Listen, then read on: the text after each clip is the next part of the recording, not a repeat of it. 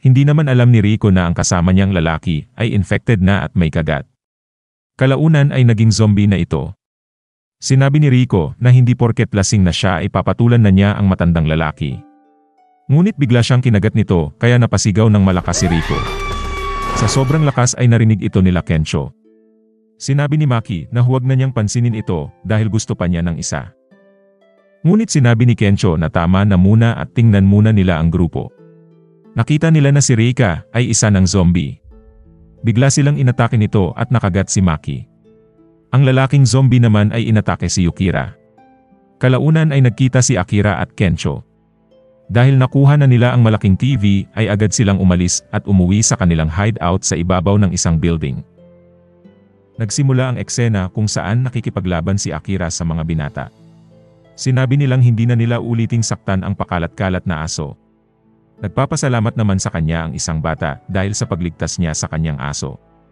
Sinabi niyang hindi mananaig ang kasamaan sa mundong ito hanggat nandito ang tagapaglaban ng katarungan. Ako si Akirager, isang superhero. Nagising si Akira na tumatawa. Ito pala ay panaginip lang. At ang napanaginipan niya ay ang kanyang pangarap noong bata pa siya. Sinabi ni Kencho na halos ang buong Japan ay nababalot na ng mga zombies. Ngunit may ilang mga bayan sa bundok ang nakapagsarado ng kanilang border, at sa syudad ng Hokkaido ay nagawang maihiwalay ng mga sundalo ang mga infected. Sinabi ni Akira na sana'y nakaligtas ang mga magulang ko sa probinsya. Tinanong ni Akira kung bakit si Kencho ay nagkulay ng buhok. Sinabi niyang kagaya rin ni Akira gusto lang niyang gawin ang mga bagay na hindi niya nagawa noon. At dahil gusto kong maging komedyan, mas may appeal kung blonde ang buhok ko. Naalala niya ang pangarap ni Kencho at Yukari noong bata pa sila. Sinabi ni Akira na pangarap niyang maging superhero noong siya ay bata pa. Naguluhan naman si Kencho kaya tinanong niya kung ang sinasabi ba ni Akira na superhero ay kagaya nila Batman. Sinabi ni Akira na tama ang iniisip ni Kencho. Naalala kasi niya noong bata pa siya na gusto niyang iligtas ang mundo habang nakasuot ng maangas na costume. Sinabi rin niyang ito na ang tamang panahon na gawin ito habang maraming zombies. Dahil kung ako ay magiging superhero ay makakapagligtas ako ng mga tao. Hindi ba't napakaganda ng plano ko? Sinabi ni Kencho na okay lang naman, ngunit wala ka namang kapangyarihan, kaya paano mo lalabanan ang mga zombies? Sinabi ni Akira na magandang tanong yan, dahil kanina pa ako nagre-research ng paraan upang labanan ang mga zombies, at ito ang aking nadiskubre. Wala namang masabi si Kencho. Ngunit excited si Akira, kaya sinabi niya kay Kencho na samahan mo na ako at gagawin ko na ito. Nagulat naman si Kencho dahil ora mismo, ngunit suportado niya si Akira. Nagpunta sila sa isang aquarium park. Sinabi ni Kencho na matagal na rin noong huli siyang nakapunta rito. Pumasok na sila sa loob at napansin nilang sobrang napabayaan na ito. Napansin ni Kencho na ang malaking pating sa aquarium ay naging zombie na rin. Dumiretso sila sa maintenance room sa likod. Natuwa naman si Akira dahil agad niyang nakita ang kanyang hinahanap. Sinabi niyang sa oras na suot ko ito ay magiging superhero ako. Lumipat ang eksena kung saan may isang bus na papunta sa pier. Marami itong sakay na survivors. Ngunit sinabi ng driver na hintayin muna nilang lumakad palayo ang mga zombies dahil napapaligiran sila ng mga ito. Sinabi naman ng isang babae na delikado na sila. Hindi nila napansin na ang isa sa mga pasahero ay infected. Inatake nito ang babae sa kanyang kalapit at pareho na silang naging zombie. Ang ibang mga sakay sa bus ay nagsitakbuhan. Ngunit isa-isa silang inatake ng mga zombies. Ang iba namang nakatakas ay patuloy na hinahabol. Inisip ng babae na pumunta sa malapit na building upang makapagtago. Ngunit siya ay napasubsob. Ang mga zombies ay papalapit na sa kanya. Nang atakihin na siya ay bigla siyang iniligtas ng isang lalaking nakakostyum. Tinanong niya kung okay lang ba ang babae. Ito ay si Akira. Sinabi niyang siya na ang bahala sa mga zombies. Ako si Akirager, sabay tingin kay Kencho. Ano sa tingin mo Kencho? Sinabi naman ni Kencho na pwede na. Bumalik ang eksena kung saan nakuha ni Akira ang shark suit. Sinabi niyang mayroon itong titanium mesh at mga steel fibers. Pinoprotektahan ito ang mga maninisid laban sa kagat ng pating at ginagamit din nila ito kapag maglilinis ng tangke ng mga buwaya. Kaya habang suot ko ito ay immune ako sa kagat ng mga zombies. Para na akong superhero na hindi tinatablan ng kagat. Nakita ni Akira na marami pang tao ang nangangailangan ng tulong. Sinabi niyang dumiretso sila sa building. Napansin din niya na ang isa sa mga ito ay ang babaeng nagligtas sa kanya sa convenience store. Hindi niya inaasahan na magkikita pa silang dalawa. Kaya napatanong siya kung tadhana na ba ito. Sa oras na ito, hindi pa alam ni Akira ang pangalan ng babae. Ngunit para mapadali ang trabaho ko bilang narrator ay tatawagin na natin siya sa pangalan niya. Nagtataka si Shizuka kung bakit may cosplayer na tumutulong sa kanila. Bigla namang umatake ang isang zombie. Sinabi ni Akira na ngayon na ang pagkakataon para ipakita sa babae kung gaano siya katapang. Ngunit napasigaw siya sa sakit dahil kinagat siya ng zombie. Nang makita ito ni Kencho ay napaisip siya. Maari nga na hindi siya matusok ng ngipin ng mga zombies, ngunit ang kanilang kagat ay mayroon pa ring puwersa. Hindi nagtagal ay mas marami pang zombies ang umatake kay Akira. Si Kencho naman ay relax lang na pinapapasok ang mga survivors. Humingi si Akira ng tulong kay Kencho. Ngunit sinabi ni Kencho na iisa lang ang shark suit at saka ginusto mo naman yan, kaya mag-enjoy ka na lang. Kalaunan ay isa-isang naitapon ni Akira ang mga zombies sa tubig. Naalala niya ang tingin ni Shizuka dahil alam niyang hindi niya nakuhang magpasikat sa kanya. Bumuhos ang ulan at sinabi niyang mahirap palang maging superhero. Sa loob ng aquarium makikita ang mga survivors na hindi pa rin makapaniwala sa mga nangyari. Nang dumating si Akira ay agad siyang binati ni Kencho. Ang galing ng ginawa mo, superhero. Ngunit siya ay napatitig nang makita si Shizuka. Tinanong ni Kencho kung anong mayroon sa babae. Sinabi ni Akira na nagkita na sila dati ng isang beses. Sinabi ni Kencho na kausapin mo na. Lumapit si Akira kay Shizuka. Ngunit dahil hindi marunong makipag-usap sa mga babae si Akira, ay nawirdohan sa kanya si Shizuka. Sinabi niyang nagkita na sila sa convenience store kamakailan. Sinabi niyang siya si Akira Tenjo at siguro tinadhana na magkita sila ulit. Kaya tinanong niya uli ang number ni Shizuka. Ngunit binago ni Shizuka ang usapan at tinanong kung ano ang nakukuha niya sa pagligtas sa ibang tao. Hindi naman ito masagot ni Akira. Sinabi ni Shizuka na ang mga taong nangangarap maging superhero ay ang mga taong may inferiority complex. Ayon sa psychology book na nabasa niya, ito ay defense mechanism ng mga taong walang self-esteem. Nagpapakabayani sila upang ma-recognize sila ng ibang tao.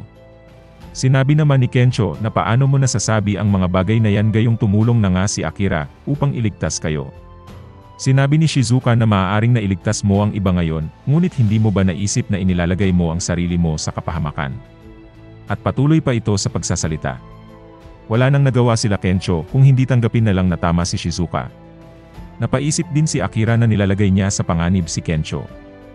Sinabi ni Shizuka na kung hindi ka pa rin marunong umanalisa ng panganib, ay mababawasan mo lang ang tsansa kung makasurvive.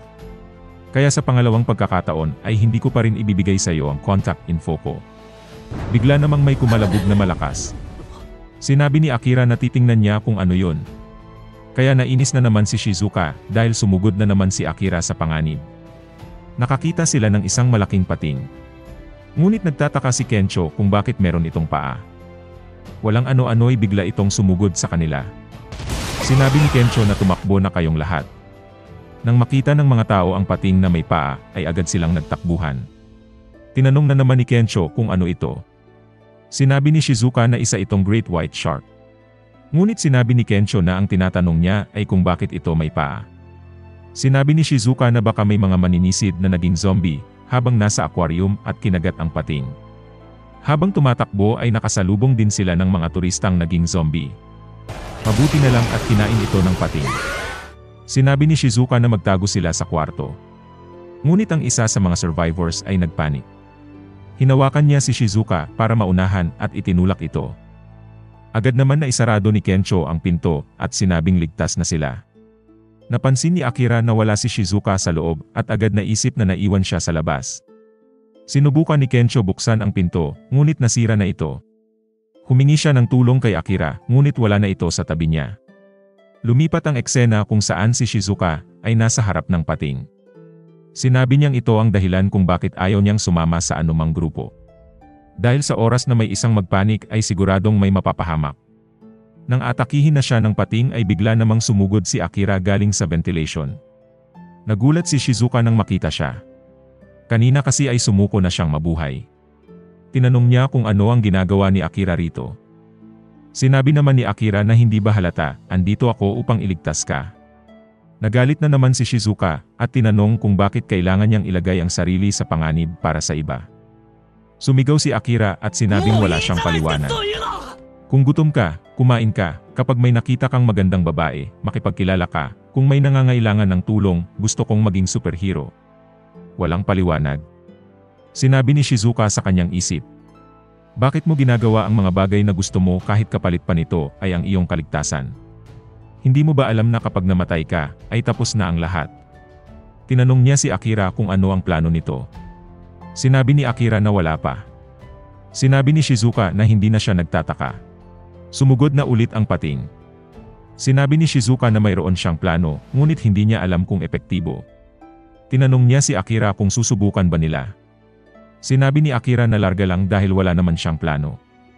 Si Kensho naman ay makikita na nasa ventilation duct na rin. Sinabi niyang gusto niyang tulungan ang dalawa, ngunit siya ay kinakabahan. Sinabi ni Akira na kukunin niya ang atensyon ng pating upang bigyan ng oras si Shizuka, kaya nagpahabol siya rito. Ipinakita ni Shizuka na ang mga pating ay may sensory organs sa kanilang ulo. Nakakadetect ito ng electrical signals, at ginagamit nila ito upang makahuli ng maliliit na isda. At sinabi ni Shizuka na dahil sensitibo ang parteng ito ay maaari natin itong punteriyahin upang mapatulog ang pating. Kailangan lang nating humanap ng bagay na makakapagdulot ng malakas na electrical shock. Hindi nagtagal ay napagod na rin si Akira, kaya tinamaan na siya ng atake ng pating. Kailangan pa niya ng konting oras, ngunit hindi na siya makagalaw. Bigla namang may umagaw sa atensyon ng pating. Naghubad na naman si Kensho at ibinalandra ang puwet niya. Ngunit siya ay nadulas at muntik ng makagat. Pinilit ni Akira na bumangon. Kasabay nito ay paulit-ulit niyang tinatanong kung ano ba ang pagiging isang hero. Dumating si Shizuka at ipinasa kay Akira ang nakuha niyang baterya. Tumakbo si Akira. Sinambot niya ito at sinuntok ang pating. Nag-produce ito ng electricity at napabagsak niya ang pating. Tuwang-tuwa naman si Kensho nang makita ito at nagdiwang silang dalawa ni Akira.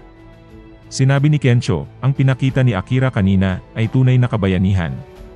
Tinanong niya kung bakit umalis na lang siya at hindi na hinintay na pasalamatan muna ng kanyang mga niligtas. Sinabi ni Akira na ang pagiging hero ay ang pagtulong ng walang kapalit. Tinanong naman ni Kensho si Shizuka. Bakit hindi ka sumama sa kanila? Sinabi niya na hindi ko naman sila kilala, nakasakay ko lang sila sa bus. At ayaw ko rin makisama sa malaking grupo. Tinanong ni Akira kung gusto ba niyang sumama sa grupo nila. Ngunit agad na naman siyang nireject ni Shizuka. Nakita ni Shizuka ang listahan ni Akira at saglit itong napatigil. Tinanong nila kung bakit siya huminto. Sinabi ni Shizuka na ang mga bagay na gusto niyang gawin ay mga bagay upang makaiwas na maging zombie. Ngunit silang dalawa ay baliktad. Dahil gusto nilang gawin ang mga bagay na gusto nila bago sila maging zombie. Sinabi rin niya kay Akira na kahit anong warning niya ay sumusugod pa rin ito sa panganib upang iligtas ang iba. Kahit nakatumbas nito ay kapahamakan ng mga taong mahalaga sa kanya. Sinabi ni Akira na ang babae ay mahalaga na rin sa kanya, at kahit hindi niya alam ang pangalan nito ay ililigtas pa rin niya ito anumang oras. Bigla namang namula ang pisngi ni Shizuka. Bago sila umalis tinanong nila kung saan patungo si Shizuka. Sinabi niyang maghahanap siya ng lugar na ligtas at may supplies. Sinabi rin niyang may muntik na siyang makalimutan. Ito nga pala ang number ko. Alam kong hindi na tayo magkikita, ngunit wala naman sigurong panganib kung ibibigay ko sa iyo ang number ko. Ngayon pa lang nalaman ni Akira ang pangalan ng babae. Ang pangalan niya ay Shizuka Mikazuki. Sinabi niya sa kanyang isip na sana ay magkita pa sila ulit. Matapos ang lahat tinanong ni Kensho kung ano na ang plano ni Akira. Sinabi niya na 7 taon na siyang naninirahan dito sa Tokyo. Simula noong pumasok siya sa kolehiyo at nagtrabaho ng 3 taon. Gusto ko sanang bisitahin ang mga magulang ko sa probinsya. Sinabi naman ni Kensho na walang problema at diretso na tayo doon. Bumalik muna sila sa kanilang hideout upang kumuha ng supplies. Sinabi ni Akira na ubos na ang kanilang tubig. Sinabi ni Kensho na marahil gawa ito ng blackout kaya hindi na gumana ang water pump.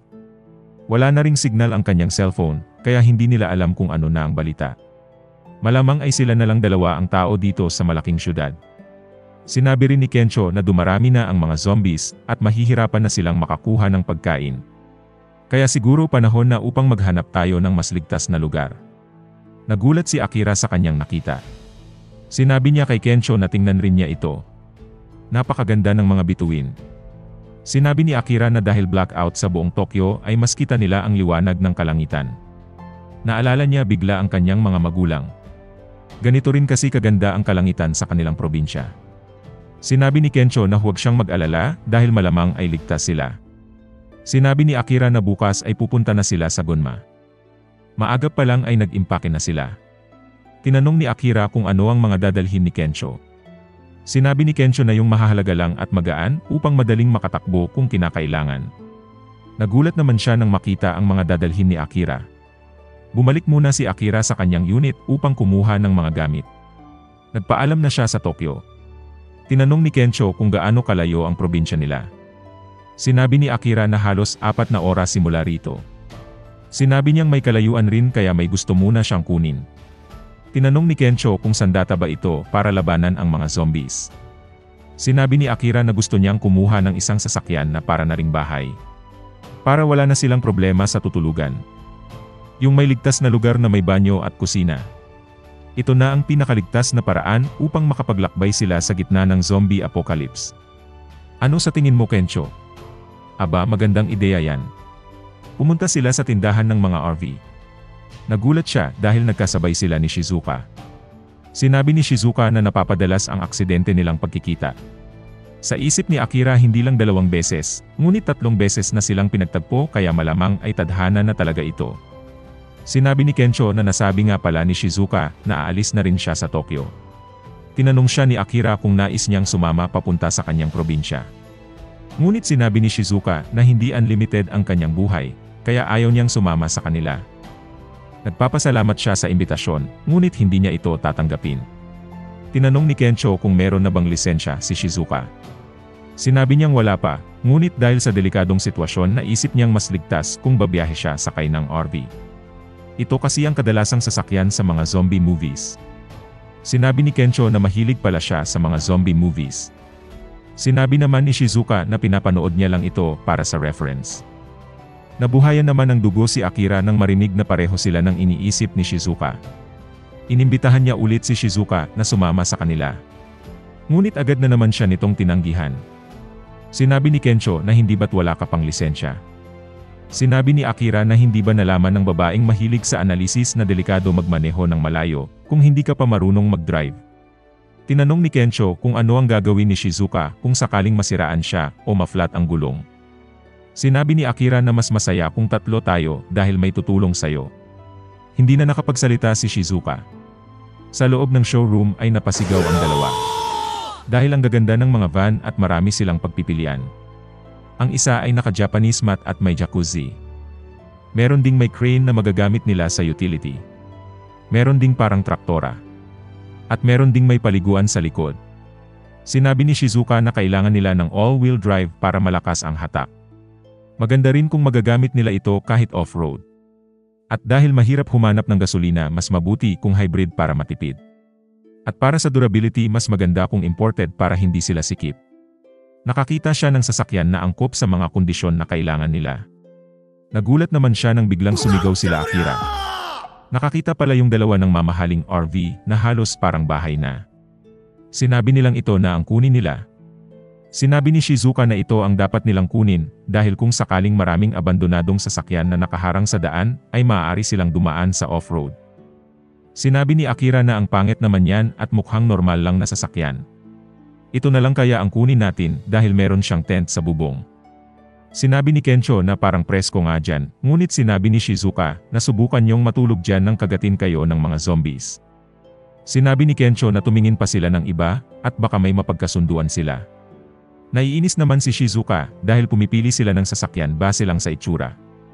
Bigla siyang natigilan nang makita ang isang minivan dahil nagustuhan niya ang interior nito. Sobrang ganda ng dekorasyon at mga gamit sa loob. Tuwang-tuwa naman si Kensho at tinanong kung ito ba ang gusto niya. Sinabi ni Akira na ang pagpili ng sasakyan ay base dapat sa kung ano ang iyong pangarap. Ngunit sinabi ni Shizuka na dapat pumili sila base sa safety at utility. Bigla naman may dumating na mga zombies. Marahil ay dahil ito sa kakasigaw nila Akira at Kensho. Tinanong ni Kensho kung ano ang gagawin nila. Sinabi ni Akira na sumakay na lang sila agad sa pinakamalapit na van. Mabuti na lang at may susi sa loob nito, kaya nakaalis ng ligtas ang grupo. Matapos kunin ang motor ay dumiretso na sila sa expressway. Nagtataka si Akira kung bakit halos walang sasakyan sa highway. Sinabi ni Shizuka na maaaring wala nang nakalabas noong kumalat ang infection. Sinabi rin niyang napakabilis ng pagkalat ng virus. Tinanong ni Akira kung naniniwala ba siyang ito'y gawa ng virus. Sinabi ni Shizuka na ang mabilis na pagbabago ng behavior mula lamang sa isang kagat ay malamang gawa ng infection na umaatake sa utak. Kung malalaman lang natin kung saan at paano nagsimula ang transmission, ay maaari tayong makakuha ng mga posibleng solusyon upang mapigilan ito. Kung may makakagawa ng vaccine ay kaya pang pigilan ang pagkalat ng virus. Kaya may pag-asa pa ang sangkatauhan. Tinanong ni Akira kung sa tingin ba ni Shizuka ay may iba pang tao na gumagawa ng paraan upang iligtas ang mundo. Sinabi ni Shizuka na hindi niya alam, ngunit ang mahalaga sa ngayon ay gawin natin ang lahat upang tayo ay makaligtas. Sinabi ni Kensho na malapit na sila sa probinsya ng Gunma at nagugutom na siya. Sinabi ni Akira na humanap sila ng matitigilan na may makakain dahil nagugutom na rin siya. Sinabi ni Kensho na malapit na ring dumilim kaya mas mabuti kung doon na sila magpalipas ng gabi. Bigla namang may nakita si Shizuka. Hindi nila namalayan na may spikes sa kalsada, kaya nang madaanan nila ito ay biglang pumutok ang kanilang gulong at pareho silang nawalan ng kontrol. Agad na pinuntahan ni Akira si Kensho upang tingnan ang kalagayan nito. Nagtataka si Shizuka kung bakit may spike strip sa kalsada. Bigla namang may humarang sa kanila na mga sasakyan. Sa ibabaw nito ay may grupo ng kalalakihan. Nakilala ng leader ng grupo si Akira. Anong ginagawa mo rito, Tendo? Bakit hindi ka pumasok sa trabaho? Nagulat si Akira nang makita na ang leader ng grupong humarang sa kanila ay ang dati niyang boss na si Kosugi. Naalala niya ang mga ginawa nito sa kanya. Kung paano siya inalipin nito at pinagtrabaho ng walang humpay. Kung paanong ang kanyang buhay ay nagbago dahil sa abusadong sistema ng kumpanya. Napaisip si Shizuka kung bakit ito ginagawa ng grupo. Sinabi ni Kosugi na hindi niya inaasahan na makasurvive si Akira. Nanginginig naman na sumagot si Akira na natutuwa siyang makita na ligtas ang kanyang boss. Hindi niya malaman kung bakit siya natatakot. Tinanong ni Kosugi kung kailangan ni Akira ng tulong. Dahil nadisgrasya ang kasama nito at hindi sila makakaalis dahil flat ang kanilang sasakyan. Sinabi niyang swerte nila dahil malapit lang dito ang base nila at mayroon silang stock ng pagkain, medical equipment at spare tires. Huwag siyang mag-alala dahil gagamutin niya ang kanyang kaibigan at papalitan niya ang kanilang gulong. Dahil hindi niya pababayaan ang dati niyang tauhan. Natuwa si Akira. Ngunit sa bandang dulo ay sinabi ng kanyang boss na kailangan nitong magtrabaho sa kanya kagaya ng dati. Sinabi ni Shizuka na alam na niya ang modus ng grupong ito. Sinasadya nilang sirain ang sasakyan ng mga dumadaan upang pumayag ang mga tao na magtrabaho sa kanila kapalit ng pag-aayos ng nasira nilang sasakyan. Sinabi ni Kosugi na masyadong mabigat ang paratang ng babae. Sinabi niyang nilagay nila ang mga trap upang protektahan ang kanilang mga kaibigan. Dahil wala ng batas sa mundong ito, kailangan niyang pigilan ang mga magnanakaw upang hindi sila mawalan ng supplies. Sinabi niya kay Akira na kailangan niyang magtrabaho sa kanya ng 2 araw. Ngunit hindi pa rin makapagsalita si Akira dahil sa takot. Sinabi ni Kosugi na kung ayaw mong kainin ng zombies ang iyong kaibigan ay kailangan mong magdesisyon ngayon. Dahil sa ingay na naidulot ng aksidente nyo ay siguradong papalapit na ang mga zombies. Wala nang nagawa si Akira kung hindi pumayag. Ikinagagalak kong magtrabaho ulit sa inyo sa darating na 2 araw. Natuwa naman si Kosugi at sinabing ihanda na ang kontrata. Lumipat ang eksena sa isang bodega. Sinabi ni Kosugi na ito ang kanyang kumpanya. At simula ngayon ay magtatrabaho ka rito bilang tagahakot. Makikita sa itsura ng mga tao sa loob na sobrang pagod na ang mga ito. Sinabi ni Kosugi na huwag siyang mag-alala dahil nakapagtrabaho na siya sa kanya. Kaya hindi na siya maninibago sa pakikisama sa kanyang amo. Sinabi ni Shizuka na mabuti na lang at walang nabaling buto kay Kensho. Kailangan lang ng konting pahinga dahil nabugbog ang kanyang katawan. Nagalit naman si Kensho at sinabing dahil sa kanya ay nagtatrabaho na naman si Akira sa abusado niyang amo. Sinabi ni Shizuka na hindi mo ito kasalanan dahil planado nila ang nangyari. Sinabi ni Kensho na sa oras na matapos ang 2 araw ay aalis na sila agad. Sinabi ni Shizuka na baka hindi ito ganun kadali.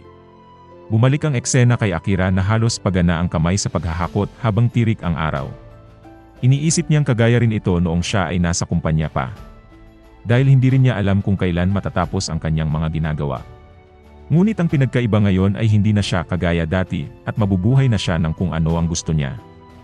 Dinala niya sa loob ang beer at inilagay ito sa loob ng refrigerator. Nakita kasi niya na ang lahat ay nagtatrabaho sa initan. Sana naman ay malamig na ito mamayang gabi. Sigurado akong magiging masaya ang lahat habang naghahapunan. Bigla namang dumating si Kosugi at tinanong kung ano ang ginagawa niya rito. Tinanong niya kung sino ang nag-utos sa kanyang ilagay ang beer sa refrigerator. Sinabi niyang ginawa niya ito para sa lahat, ngunit dahil sa trauma sa kanyang boss ay hindi siya makapagsalita ng tuwid kapag kaharap ito. Sinabi ni Kosugi na ang ginagawa niya ay pag-aaksaya ng kuryente at sa susunod na ulitin niya ito ay bigla namang dumating ang mga kasamahan ni Kosugi. Tinanong nila kung para sa kanila ba ang beer. Hindi pa nakakapagsalita si Kosugi ay nagpasalamat na sila sa kanya dahil napakabait daw talaga ni Kosugi. Bigla namang nagbago ang itsura ni Kosugi at sinabing inutusan niya si Tendo na gawin ito para sa kanila mamayang gabi. Nagulat naman si Akira. Sinabi ni Kosugi na mamayang gabi ay magse-celebrate silang lahat dahil sa pagdating ni Akira Tendo sa kanilang kumpanya. Ito rin ay munting pasasalamat ko para sa pagtatrabaho niyo sa akin. Tuwang-tuwa namang umalis ang mga kaibigan ni Kosugi habang sinasabing hindi sila nagkamali sa pagsama sa kanya. Natakot naman si Akira dahil tiningnan siya ng masama ni Kosugi. Sa labas ng bodega ay makikita ang mga zombies na humahatak ng sasakyan. Sinabi ni Kosugi na ang mga zombies ay mabubuting empleyado basta't alam mo kung paano sila gamitin. Para lang silang mga gamit na hindi marunong mag-isip at patuloy na magtatrabaho ng walang reklamo. Sinabi ni Kosugi na kagaya nila ikaw Tendo ay isa lang gamit. Kaya ang dapat mo lang gawin ay sundin ang mga inuutos ko at maging kapakipakinabang kagaya ng mga zombies sa labas. Tandaan mo na wala kang karapatang gumamit ng refrigerator. Kung naiintindihan mo ako ay manahimik ka na lang at bumalik ka na sa trabaho dahil isa ka lang kagamitan. Napansin ni Kensho na isang araw pa lang nagtatrabaho si Akira ay bumalik na naman ang itsura ng mga mata nito sa dati. Sinabi ni Shizuka na may mga bagay talagang hindi mo malilimutan, kahit pa sinasabi ng utak mo na kalimutan na ito. Dahil ang pobya at trauma ay bumabaon sa puso at katawan ng tao.